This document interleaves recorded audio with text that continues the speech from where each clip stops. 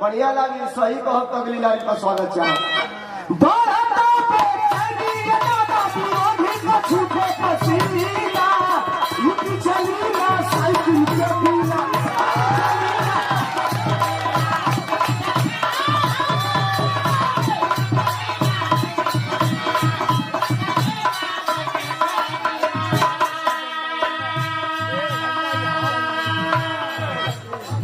चढ़िया बबुरी से लक्ष्मण यादव 200 रुपयों का पुरस्कार पूर्व प्रधान।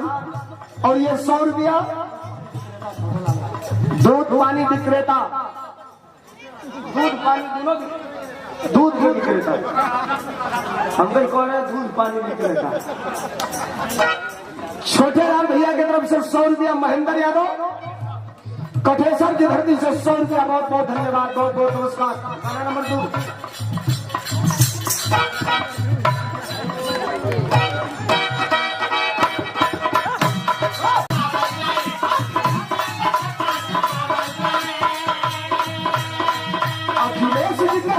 बना बन जाई,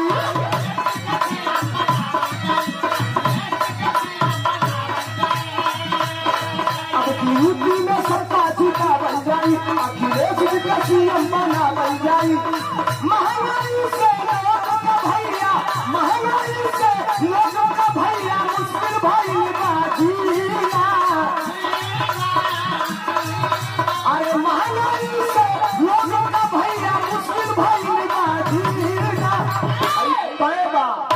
गारंटी बा, पक्का बा। यूपी चली ना साइकिल के बिना,